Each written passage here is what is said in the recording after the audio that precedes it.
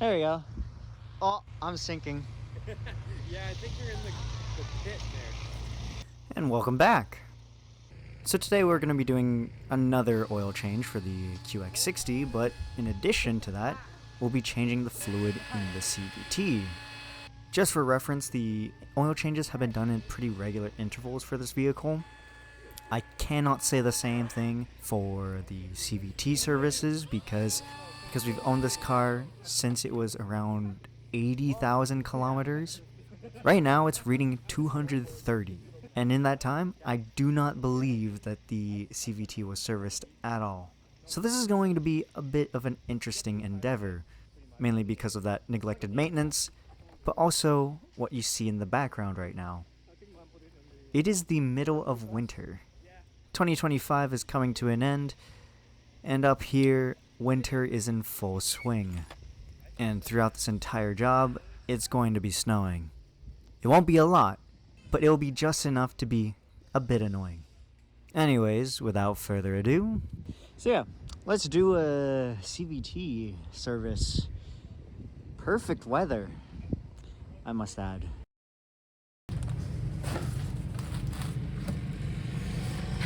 Got a new package coming in from Rock Auto. I feel like this is one more than I ordered, but Idemitsu Type-N3 CVT. I'm pretty sure. Let's see. Yeah, CVT fluid. Yeah, there you go. Requiring applications for NS3 CVT fluid.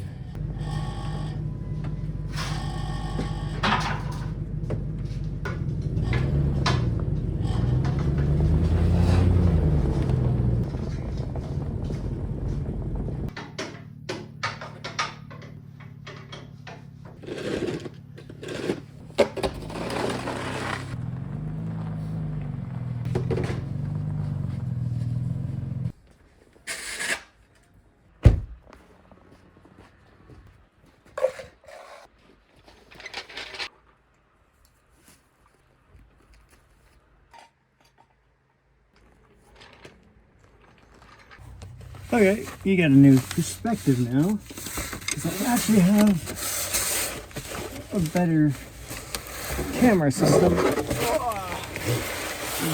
To do this.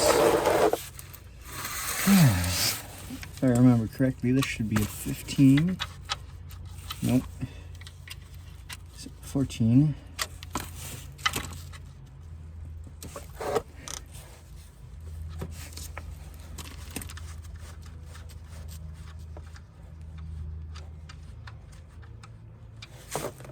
Oh, well, there go these gloves.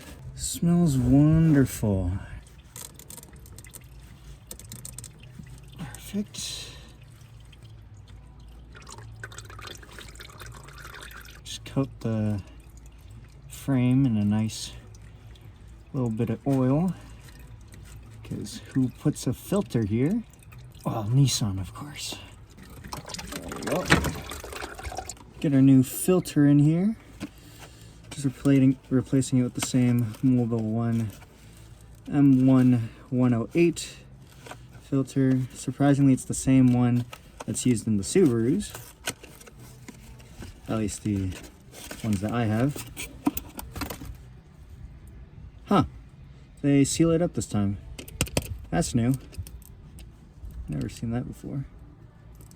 And it just makes things a little bit more annoying for me because I need to open it with gloves on. Child protection lock. Oh, there you go. Little hole. There we go. Just put the old filter in the old new box. Already packaged and ready to go. Put some oil on there. Now I need to find a way to thread this on nicely. Always a pain.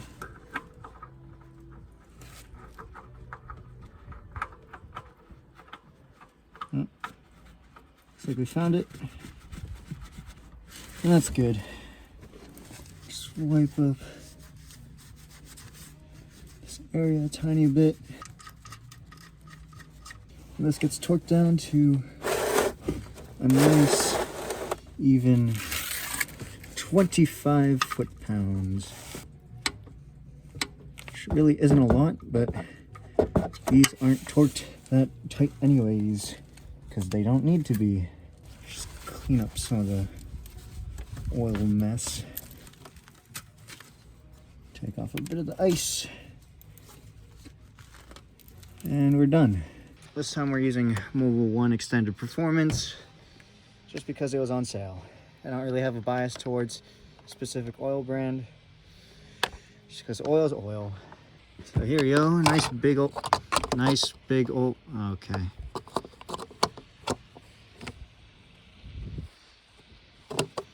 It's 100% gonna fall. Oh, there you go, that works.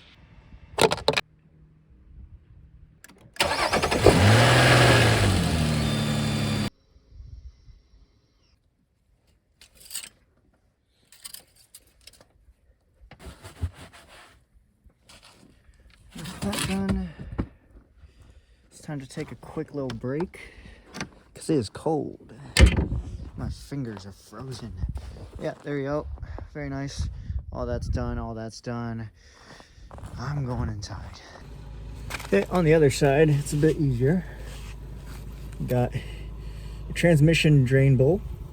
You got your transmission drain bolt, your pan, which we're going to be taking off, and then your fill plug just back here, I believe. That's about right. Yeah, just this guy right here. So this is a 19mm, very big. And I'm going to get a deep socket just because that's a bit longer than I was expecting. Oh, that was not tight at all. Let's see the condition of this fluid, shall we? Dark. Interesting. Anyways, let that drain for a bit. Anyways, now you can crack all these loose. My hands are frozen again from this. Doing all this.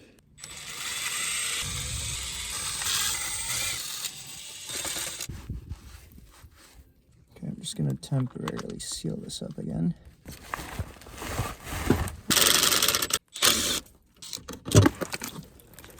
Oh my goodness, of course.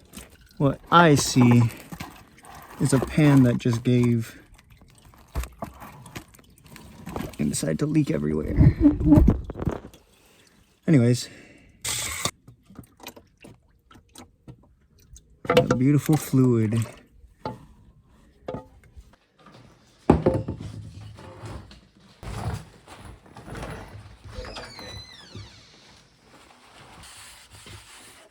Okay, this thing looks actually kind of pretty clean.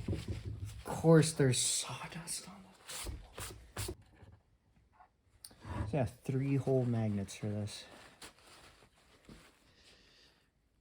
Look at that. Yeah. Honestly, it doesn't look terrible for how many kilometers this thing has. Because I don't know when the last transmission service this thing had. All I know is that it's way overdue for one. Now, this one's the one that's a bit more concerning. That's quite a bit of buildup. Yeah. It's not looking too good. Oh, there's a lot in the middle as well. Really see how much there is. Okay.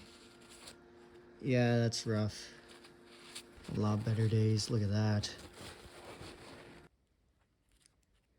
Get a new one in. Just like so. We get torqued down to same thing as the oil pan. That's Newton meters, 25 foot-pound. Once that's done, just give the inside a little once over again. Make sure everything's clean and tidy. And now we can move on to cleaning up the filters and getting this actually back into place. Okay.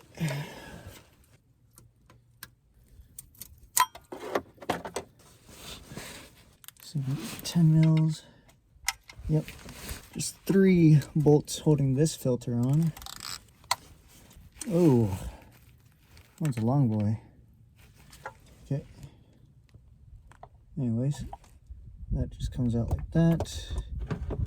Get a little bit of oil onto the O-ring, just using the old fluid. And then plop it right in.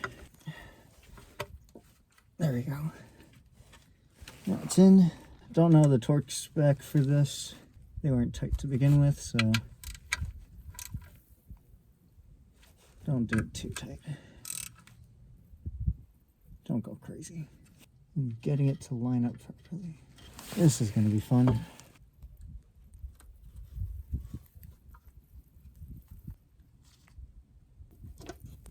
Okay, I'm going to make these ones quick because it seems like the camera's dying. But the pan is installed and everything, so that's good. Next up is this filter up here. And then once that's replaced, we can start filling the car and doing all that stuff. Cool. Okay, so it's getting a bit too chilly for the camera.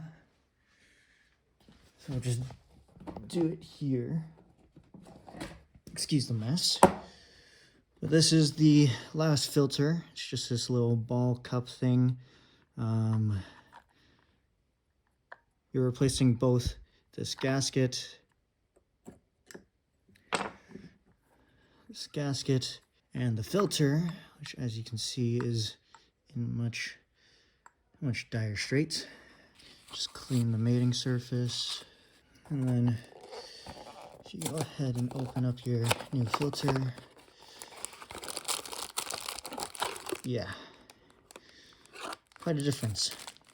So won't be able to take you underneath with me again, but essentially just 4 bolts on this little cup, falls right out.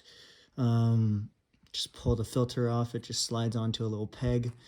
And then the installation is just the same thing but reversed. So get your new filter, just throw it in here for now, and then we'll just slide it all into it, button it up, and then we'll go through the hassle of filling up the system with the new fluid, or the Idemitsu, whatever, the CVT fluid, and then we'll fill it a bottle at a time, like probably 3 bottles to start off with, and then start pouring in the old fluid into those containers just to get a rough estimate of how much we actually need to put in.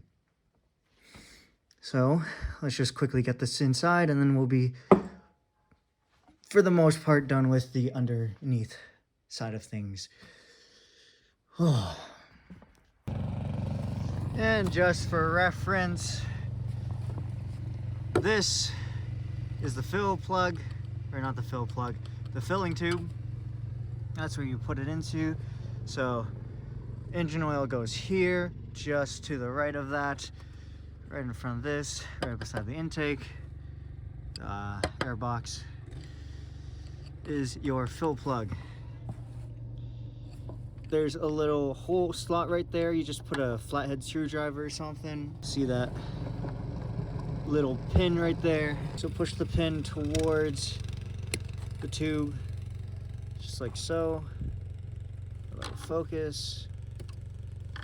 And then by then, should be able to just pull it off.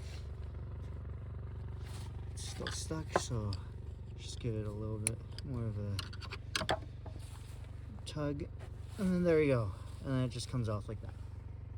That's how you remove these clips. As you can see there, that's how the pin goes.